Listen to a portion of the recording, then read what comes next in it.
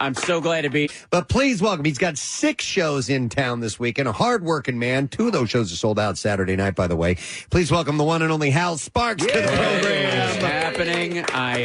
I'm so glad to be here, to be in a town where the traffic report, I have no idea what those streets are, so it sounds like I'm listening to a radio broadcast of a sport I don't understand the rules of. Hey, Thompson coming around there, he's got a 7, he's going to beat it. We got a split bat, he's got 2 balls on that, he's mid-court, he's dropped his hockey puck and fallen down a flight of stairs, and it ends in a horse race. I don't know who is what or where. I never even got that whenever I lived anywhere. I lived in Chicago, I did traffic reports every morning. I had no idea what the hell they were talking about. You're in L.A. now, yeah? Same thing. Even if I go, oh, westbound 10, I know what that is. I have no idea where she's talking about that because the 10 stretches for about 65 miles. Past the 57. I'm like, the 57? Why are we talking about Vegas? Where are these people? Well, and there's also one ineluctable fact is that the traffic really doesn't change all that much unless there are pronounced weather conditions, but it's always pretty much the same. I do love an overturned big rig every time. That's my favorite piece of just random. Yeah, because car wrecks are cars. But an overturned big rig, that's like live pigs running down a street or some sort of toxic waste or inedible animal blood. That's my favorite kind of tanker truck. We have two places here specifically that if you want to go see big rigs overturned, there's one heading to King Prussia Mall. And then there's a good turn. Everybody, there's a big picture of the truck tipped up on one side. And every time we have one, I just think, how did they do that? How do you not know? How do you not know? You're going 75 miles an hour on a 45-degree turn. There's a picture. Yeah, right. There's a picture on the side of the road that tells you. This is going to happen to you. My favorite is the skid marks up the walls on curves everywhere. And you're like, who are these human beings? And I actually saw one years ago. This is totally random, and I don't even know where we're going to go in conversation-wise. But I was behind some dude in a minivan, and he just overshot the curve or whatever. Totally, his wheels spun him laterally up the face of it. Never scratched the car. It was the most amazing. And then he just banged back down onto the road and kept on driving it was nothing. It's astonishing. It was impressive as hell. All right, so I was driving up to Maine this past summer, and I'm driving up 95. Apology accepted. I know. So what I saw were these massive skid marks in the middle of the road. It's a 3-lane road, and I'm in the middle lane. Right. Massive skid marks that go from the middle lane to the left lane, and then turfed up median, and then a scorched bush. I'm like, what the hell happened? I think you know exactly what happened there. Deer, moose, moose, drunk, left, fire. That's it, pretty much. Yeah, those might have been cave drawings as far as anyone's concerned. Right? Yeah, guy with a pyramid behind him. When you're traveling in areas, and you'll see it all the time. And obviously, when you were a touring comedian, I'm sure just getting started, you do it like you're driving. Oh, when you're driving in those areas where you see those runoffs or the trucks that lose their brakes, and you'll see one that's just been freshly used. Oh, yeah. It's like a come to Jesus moment. You just automatically slow down. Oh, yeah. Christ. Like you're reevaluating everything for the next 30 miles. Right. And you'll see sometimes the other trucker. Yeah. After it happened at the next stop or whatever, he managed to back down. And he's he's got a powwow going. And the 3 other guys, I had no idea I've on so much speed. Honest to God, it's been 18 hours. I've been away. Those Walmart guys are slave drivers. Pass me one of those buttered cheeseburgers. I gotta get back on the road for the next 9 hours. It's a hell of a life. And we've talked about that. There's a certain romantic aspect to it. Because I used to watch BJ and the Bear and, That's where the romance ends. A guy, monkey, and 7 chick drivers that are just semi-following him around the country. It was never like that. It's all just speed and road hookers like the ones in Fargo. Lot lizards. They're called lot lizards. Are they? Yes. Well, aptly named, it would seem. Hey, you know what, Hal, I got to congratulate you. I did not know that Lab Rats is the only Disney original series. It's the second series. It's gone past 3 seasons. You guys have had one of the best runs in the history of the network. It was freaking them out. Wow. Because once you go past 4 seasons on a basic cable show like that, they have to give you network rates. So that's why you'll notice that all Disney shows and all Nickelodeon shows and a lot of other cable shows, either they stop or they change names curiously halfway through. The Zach and Cody's Sweet Life or whatever. So Sweet Life on Deck. That's right. After 4 seasons, they switched to that so they can keep the prices low. We were one of the exceptions because we did so well. The only thing that beat our premiere last year was Empire. Oh, okay. Which is so random for people. Like, we don't, we don't get the press that other network shows do, but we kill them all the time. It's amazing. And now you're directing? Yeah, I've done how many 7 episodes? I've done 7 so far. Was that the first time you've stepped behind the camera to direct? No. I've done single camera stuff, but this is my first time doing multiple camera, like that, like sitcom style. Yeah, absolutely. I have to mass delete Lab Rats. What else? For some reason, iCarly, my kids never even watch iCarly, and Austin and Allie all the time because it gums up my DVR. Sure. Because they marathon them. Mm-hmm. Yeah, and there's no way to clip out the new one or whatever. It's like they have the code taken out. Yeah. But Disney does that. So, because you can set new episodes only. Oh, yeah, absolutely. What's this diabolical? I think that bypass is in there. Wow. I might have been solely responsible for it. I apologize for gomming up your DVR. There's some dark stuff going on in Lab Rats, though. Man. They're not afraid. Dude, we are, okay. We're the first Disney show. I'm so proud of this. Yeah. To sever an arm, sever a leg. Wow. We crushed it, and then we cut it off. And we killed someone. Yes. We killed someone last week, or the week before last. Our finale episode, the evil villainess in that kills herself by accident with her laser whip. It wraps around her midsection and slices her in half. What? And we don't see it because you can't show it. She just kind of falls out of frame, but you understand that she's Darth Mauled herself and, is slipped into 2 pieces. And the only acknowledgement is me walking in going, "Hey, guys, you're okay." But she is not. But I was so proud of us. I mean, I took that show because of one specific joke in the pilot. Right. That I was like, if this gets in, this is the funniest show on television. Right. And it was because the home automation software, Eddie, is everywhere. It's on all the screens throughout the house. And at one point, my new stepson, Leo, goes down, meets the kids in the basement, and it comes on, and he goes, "Wait, that's on down here? I thought it was only in the living room." And he goes, "Oh, no, he's everywhere." And he goes, "Even in my shower?" And Eddie goes, "That's right. And by the way, nothing needs to be that clean, sporto." Wait a second. Nice. Wait a second. That's cool. Great. Chuck Lorre would go, "Hey, tap the brakes, guys. That's a bit much for us." I'm like, if this makes it in, even the fact that they tried and had it in the script made me so happy. And then we managed to do that pretty regularly. And well, you're eviscerating people, so I mean, the standard is, limit. Yeah, right.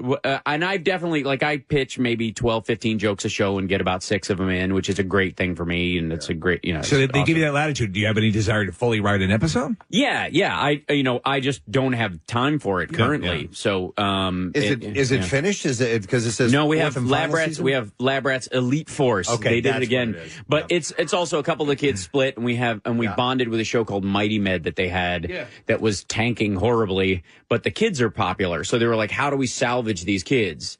And unfortunately, we'd already done a crossover episode, so these kids already existed in the Lab Rats universe. Yeah. So you couldn't just make them new characters and bring them in. So they had to be brought in as part of Mighty Med got shut down, but they've joined us, and now they've got... What's it like? So are all these shows are all... Is it like the MGM days where the studios are just bustling and you're... All these kids... They're all on the same lot, pretty much. Right? Yeah. It's Hollywood Center Studios in LA. It's basically owned by Disney, kind of pro facto, whatever. And it's awesome. Where we shoot it is they did the Ozzie and Harriet was shot there. They did the Green Acres pilot there. They shot Day at the Races and Night at the Opera. All the later Marx Brothers movies were all done on Hollywood Center. And the greatest thing about it is it's at Santa Monica and Highland, which is, if you're familiar with Eddie Murphy's history, Tranny Town. It's effectively that's where he would go. It is in deference to modern transgender people. That is not what is going on here. This is strictly just for pay, and they're out in force. Right. And they used to go to a place called the Yukon Mining Company after a long night after they were bagged out, which is about a block away. It's one of 3 restaurants open in Los Angeles past 11:30, proving it is not the Devil's City. You used to go there and just see like a guy in a wedding dress with 5 o'clock shadow and sweatpants.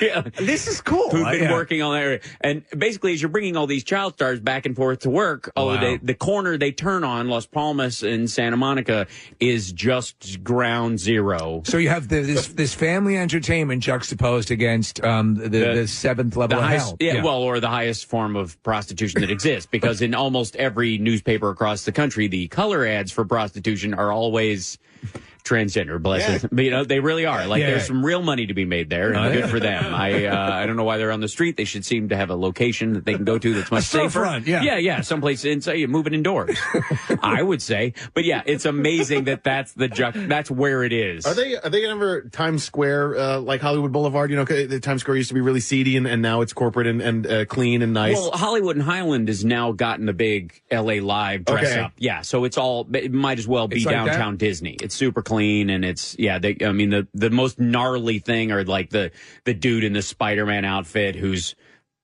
let's just say, more well endowed than Peter Parker was ever in the comic book, and is awkwardly so as he's hugging children, and some dude in a giant like Transformer outfit that smells like cat urine because he keeps it in his house, and his wife is always screaming at him. And then there are turf wars between like occasionally 2 Batmans, which is really funny. You get to catch one of those. You'll see it in Times Square, and sometimes they'll have. For a while, they were having to deal with an anti-Semitic Elmo, who was. I don't know if you caught this on the West, but they were. And that's a question for people. Is that morally superior or inferior to the one that used to be the pederast? Right, exactly. You know what I mean? Right, I would argue that at least a grown person of Jewish descent can defend themselves a little better against Elmo in that circumstance. They have an argument for why their history is deserving of honor and respect. Whereas a child would just go, "Hey, a puppet," and then he's in the van and gone. It's just sad. I had not thought of it that way. Yeah. Hal, I got to ask about this patch. Is this an injury? You got a transdermal patch on there? What's going on? I just had acupuncture yesterday on my elbow. So I was. Is that something you regularly do? Or? I do.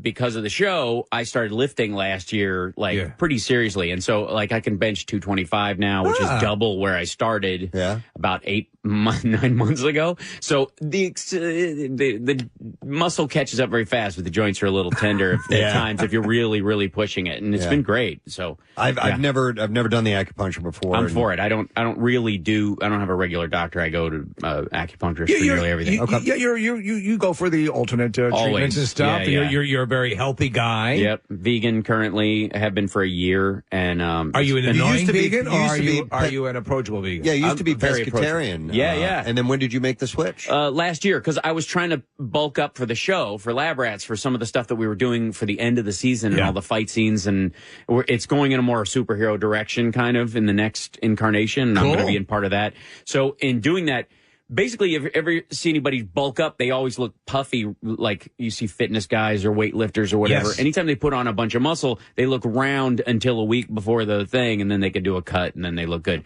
Well, when you're filming all the time, you don't have that option. You can't just go, well, I'll look fine. I may look bloated like I'm allergic to shellfish right now, but trust me, when the big episode comes, all this is permanent. So I was trying to come up with a way that I could put on the weight and not look like crap on camera, and being vegan and and using intermittent fasting. Those were the 2 ways I did it. Okay. And it worked. Wow. That's very cool, man. Like a charm. So superheroes, it's gone in the superhero way. Yeah, that's all I can say. Is there vegan chocolate? Of course there is. Okay. Yeah. All right. Yeah. Let me ask you. Nearly vegan everything. Although I don't think it's necessary. Like at a certain point, don't try to make a hamburger or something for it. Just give it up. Yeah. I can eat beans and rice. I'm fine. You don't have to smash it into something. So I like this social pressure. Look, guys, I'm eating just like you are. It's so weak. Like, I don't care, you know? But it's the way we are. We want to say, totally. It's like that. Oh, yeah, right. Oh, what's that you're eating? Strangeness. Well, all my relatives are in Kentucky or whatever. So they're completely baffled by what. So if anything casts a shadow, you can't eat it? I don't understand. If it moves in the breeze or walks on its own, I don't know. Like, oh, man. Just want some iceberg lettuce? Yeah, I want to die the way grandparents did. Just colon cancer, no fiber, nutrients. That's a great idea. We'll boil some green beans for you. Just suck all the nutrients out and replace them with salt. You know they were fine before you cooked them, right? I don't think so. I think they're dangerous. You can get salmonella from spinach. That's why I only eat Taco Bell in a blender. I have a NutriBullet and a Taco Bell. My doctor's orders. I love the first NutriBullet commercial came out years ago. Yeah. One of the women sitting around in the kitchen was smoking in the NutriBullet ad. Sure, absolutely. Well, I mean, really? Yes, there's a woman sitting but there then what? smoking. I mean, it gives it a classic hair because all ads, everybody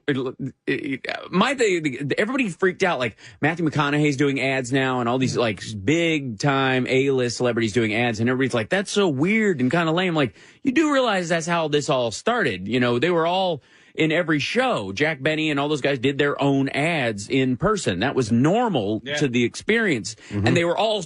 They could go, why, these are the finest, healthiest eggs you'll ever find, just blowing smoke and ashing into their omelet the whole time. Hillshire Farms eggs. These are the finest eggs.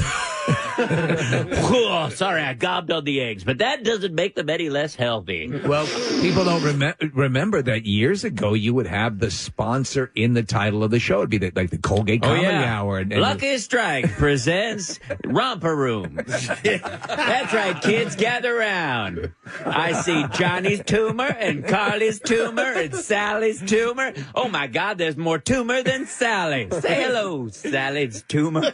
I used to love Romper Room. Romper Room was filmed here, by the way. Yeah. In this very room. It's an honor to be here. It was in the Benson East building where we used to work at WDRE. Is that right? Yeah, By we used to do it right Benson there. Cigarettes. That's right. Benson East Cigarettes. 100% more tar than the road. I used to love at the end of Romper Room, they would give them all these goodie bags, and they'd always include a thing called Lendel's Bagelettes, which were like Right. little bagels. Right. Well, you're not big enough for a whole bagel, child. You'll choke. Lentil's dry bagels for children. Oh, that's why. It was like with that like cereal where they first made like donuts. Remember the donut cereal that came out for a while?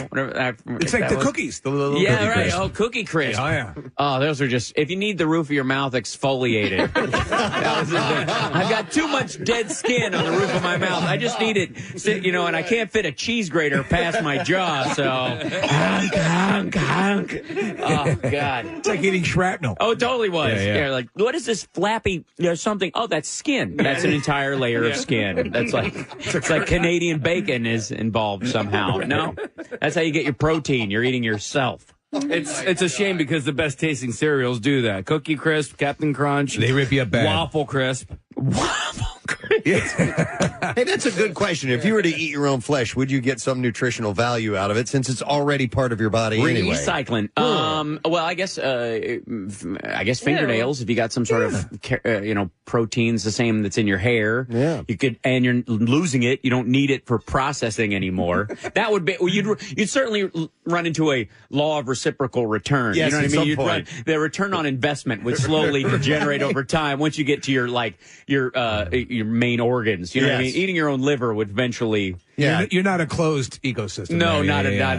at that It point. wouldn't work, no, yeah. but nails, and you could eat your own hair, I suppose. There's certain limited amounts of your toes. Yeah. They're frozen or cooked. You know what I mean? Depending on if you run out of soccer player and you're in the Andes. Yes, there you go. You're next. You're next. Right, exactly. Last one. How many toes do I need to limp down off this rock? What was I talked about this, but did you ever see the National Lampoon parody on that Andes crash? It was hilarious, but it shows they're showing the shot of the wreck, and then just around the corner, down about half the mountain, is a full strip mall, Right. Just out of eyesight. Right. Yeah. They went the wrong way. Oh man. Well, That's like Christopher McCandless. He died in Alaska, in the wilderness in Alaska, because if he would have gone another way, he would have been able to get across the river. And sure. Yeah. Was that the story? Yeah. Well, if he hadn't gone up there in the first place, I think there was Thank you. That was sort of a rest area where he could have called the whole thing off. He brought. I don't want to judge because be adventurous. You know my motto: safety third. Honestly, you got to have a hierarchy of priorities. Safety is a proud third. It was a little risky. Right after love and adventure, safety third. Oh my God! Have you gone any adventures in the past year or so? Any? You were going through a bucket list of things. That you Oh were- yeah. Well, I'm almost got my pilot's license. I solo in about 2 weeks. Okay. Which is kind of awesome. What are you flying? I fly an SR-22. It's a Cessna, and it's the same one that Angelina Jolie has. That's what I recall. It's a prop plane, but it's nice. It's like got autopilot that can land. It kind of does, but it's the weirdest one because Does it have the parachute? It does. It has a cap system. That's one of the reasons why you train in it. And I fly a Czech light sport, which is what I do most of my training in. Okay. And that's just a little, kind of plane. With the parachute thing. Yeah. How much of a safety margin does that provide you? I mean, is there a lot? You can dispense it in just about any situation. Yeah, it's like it effectively is as long as you have to be 500 feet above the ground. Okay. Because anything below that, it's not going to open in time, and you're just going to hit the ground. But if you're 505 feet up, it's basically like falling 10 feet in a car. Okay. Because the seats are cushioned and have this like hexagonal pattern in them of like crushable foam. Right. And that's like somewhere between like a mattress and a motorcycle helmet. And it works really well. The ends of it blow off in the way it's done. The tail blows off and the nose blows off, and then you're basically in a crate. That's the entire cabin being held up by a parachute. It's very cool. It's very cool. Yeah, the light sport I fly has a similar system, except the parachute is in the nose and wrapped up in the tail. So the tail blows off, and then it pops out the front, so you're falling backwards. You're looking straight up at the ground, and you fall back. Just for extra fun. That's not as well. It's an early version, and it's not as advisable. Yeah, it's not advisable at all, actually, unless you're out in the middle of nowhere. You're going to land on someone. Land it for God's sake. Like Harrison Ford, that's my airport. That's where Santa Monica Airport. That's where I take off from. I've seen that plane. The golf course right next door is the one he crashed at. Yeah, Penmar is just right around the block from my house. Wow. And I was home when it happened. But he is an amazing pilot. We talked to the FAA guy afterwards because they always do the post-op on what happened. And that guy has nerves of steel. There is only one way to land that plane and not die in what happened, and he did it. Wow. And it's nose down right at the earth. Wow. He was somewhere like 800 feet in the air, killed the engine, had just gone off the runway. There's a dip after the runway, so you drop an extra 300 feet. That actually helps. Jesus. But then it just went out. And most people will try to pull the nose up to try and bring themselves or glide a little. You can't. It's like a rock in a sock. Well, we are talking about a guy that made the Kessel Run in less than 12 parsecs. For crying out loud. Yeah. He's been at it for a long time. Oh, totally. I mean, he's rescued people in his helicopter and all that stuff, but he literally nosed straight down and then pulled it out less than 100 feet from the ground, and he flat-ended it at 80 feet from the ground. He landed, and you have to point a dying plane straight at the earth and then be able to judge at that distance and speed 100 feet to pull out. And that's close. Yeah. Indiana Jones is a pussy compared to him. Seriously. Yeah. And it's you hear plane and the snake in the plane, Jock. I hate him. You hear the recording of him on the mic, and you can tell he's stressed. Oh, yeah. And so it was that serious, because most guys, I mean, they're smooth as hell no matter what kind of trouble is going on in a cockpit. You're supposed to remain calm and work the problem. And even that one rattled him because it was... Well, it was like that. Yeah. He'd just taken off. There is no room. That's it. Tell each other. Awesome. Yeah. Yeah, and congrats to St. Joe's on their 20th win last night. And That's they're awesome. all huge Hal Sparks fans. Yeah, absolutely. And I'm sorry, my mental picture of Wildcats versus St. John just takes me back to the 4th century. And it's always It's funny a battle. when you hear, it's like William and Mary versus the Army. Like when they have an Army versus William and Mary, I'm like, that poor couple. Wrong arm. Like, this isn't an off ramp. Oh, it's a testing site. Where are we? Pull over in F directions, John. Yeah, you take it literally. Hal, did you go to college or did you just get straight into the acting camp? Absolutely not. I graduated high school, packed all my crap in my car, and drove to L.A. Wow. Yeah. So you did the thing. Hit the road, give it a try. You were hosting a show while you were in high school. Were you not? kids game show. I'm the youngest game show host in history. Thanks. Please back up. No. Yeah. I don't do those autographs anymore. Yeah. Those are, you got to keep them rare. What was the name of that show? Treasure Mall. Treasure Mall. That's right. It was when like all those slime kids ones that were going Double on or Dare, whatever. Yeah. okay. It was, interestingly enough, Saban's last project before he bought Power Rangers. Wow. And he had an office that was like this one level, 3 office building on Ventura Boulevard. He was basically broke half the time. It was really low end production. And then he made that purchase. Yeah, he just bought those rights, and now he owns 3 buildings in LA, including the Saban building in Westwood. Wow. But yeah, I was like, and I wish the guy well. That was totally a great move on his part, and it helped us a lot too. But yeah, I had that. I was shooting that my last semester in high school, and then it was over. It wasn't going to continue. Game shows, you either do a year in 2 weeks. Yeah. Or you do every year you do 2 weeks and whatever. And I didn't think it was going to continue, and I was right. But then as soon as June came, I graduated. 16 days after I graduated high school, drove to LA. Wow. And what did your parents think of your dream to go do that? My parents are from Kentucky, so my dad was kind of like, "You're 18. Don't let the door hit you where the good Lord split you." Like, honestly, like there was a level of support in the abstract, but in all practical purposes, they're like, "Don't come asking for help." How much money did you have saved up at that point to go out and do something? I had about $3,000. Okay. From that. That's not a lot. Nope. No. And Did you know anybody? No, Okay. nobody, no relatives in the business. I had a buddy who I was writing with at Second City, and we were going to go out together and like, we'll write scripts together and we'll be funny and we'll try, we're both going to be stand-ups and that kind of stuff. I've been doing a lot more stand-up than he had, and that was kind of my leg, and he was going to be a writer, blah, blah, blah. Long story short, I booked a movie called Chrome Hearts, which eventually became Chopper Chicks in Zombie Town. Chopper, yes! Yes, right. Which was a spoof of 60s zombie biker chick movies. It was supposed to be like a laugh-righty airplane version of it. And it turns out the director was too enamored with the women that he cast, and he kept writing dramatic scenes for them. It was hilarious. I played a blind orphan named Lance who carried an Uzi. That's all you need to know. But I used up all my money when I'd gotten there to put down on an apartment. He didn't have any money, so I put everything down, like the first month's rent and the security deposit and all this stuff. So I was basically down to fumes just getting out there. And then I booked this movie. Cool. And I go away to shoot this movie in Death Valley for 3.5 weeks. But you get your SAG card because of it, right? I did. Yeah. Absolutely. Well, no, I'd already had my SAG card because of Frog, this after-school special I did when I was 16. Okay. With Shelley Duvall and Elliot Gould and Scott Grimes, and totally random. So that's another story for another day. All right. So you're in Death Valley. Yeah, so I'm in Death Valley, and I'm like, I'm making money. This is going to be fine or whatever. And I get back, and he had run up a $2,200 phone bill talking to his girlfriend. Oh, and it was in my name. Oh, and then he hadn't paid the rent. So essentially, I was stuck. Basically every dime I made on that movie was immediately spent the second I got back, and I had no prospects on the horizon. I just had to go hammering it. And then he went home for Christmas and never came back. So I was within that. Yeah, I was completely And but then I just kept at it. Like I knew I had stand up. I knew I could always make a living.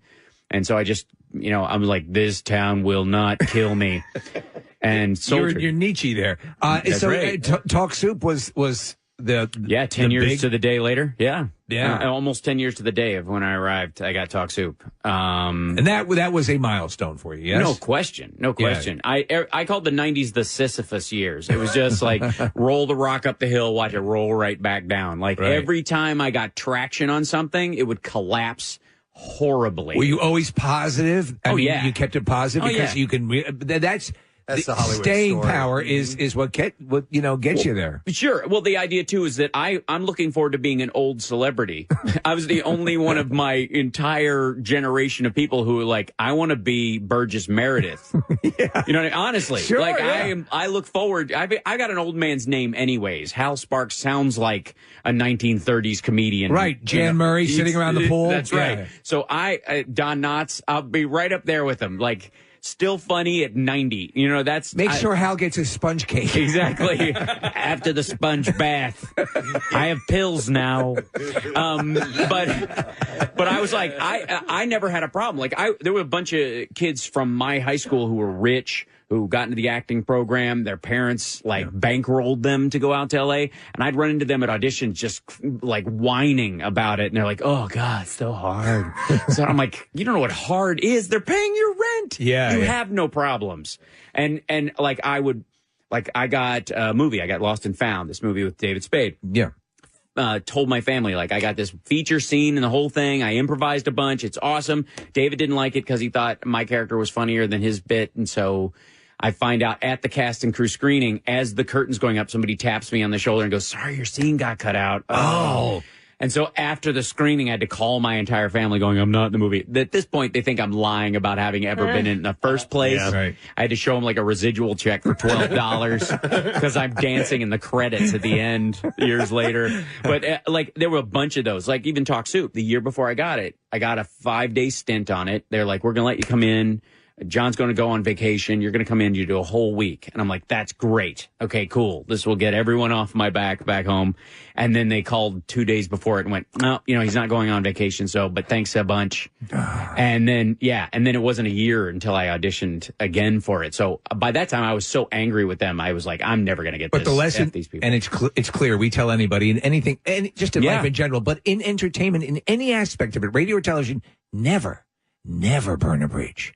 Because that guy who you're going to have a scene with could be sitting behind the desk next time around. Oh, and that could be a big issue. I will say I burned some bridges in my time, and had I an opportunity to go back, I would pour kerosene on them and find another match. Yeah. There are certain people, like having done Queer as Folk, there are a bunch of people who won't hire me because they're bigots, and so I don't care to ever work for those people. Okay. You know what I mean? They're clearly disgusting human beings, and there are actors I've worked with in the past where I'm like, nah, I'll pass on a project if I ever. And maybe that's them burning the bridge technically in that version of it, because I'm like, my thing is just soldier, do the job. It's not about them anyways. It's about the viewer. It's the person watching.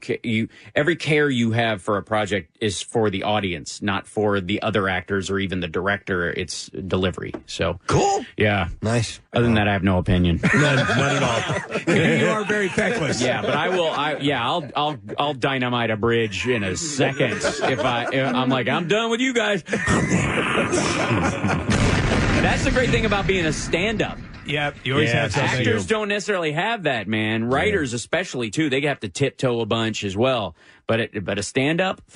You got it. You just have something to fall back on. As long as the room thinks I'm funny, I can say anything I want to anybody, and that's the safest. That's job in entertainment. Yep. There's just a little bit of room left this weekend at Helium because the Saturday shows are sold out, so you can go see Hal tomorrow night, tonight as well. There's a show tonight. Starved Treasure Mall, and then Starved Treasure Mall, and then a Sunday show as well. So heliumcomedy.com. These tickets will go. So get them while the getting's good, and a Valentine's Day night. How sweet would that it's a safe zone. I'm not one of those comics who steps on the audience or says something that will make your date turn on you and go, well, this is drying the whole thing up. I'm telling you. I'm so dry now. Yeah, right. It's a desert down there. Yeah, right. And I blame you and these tickets. That won't happen. And by the way, that's the guy talking in that section. I don't want you to be clear about that character. Awesome to see you, Hal. Thank you so much, man. We appreciate it. Hal Sparks, everybody. We'll take a break and be back in a moment.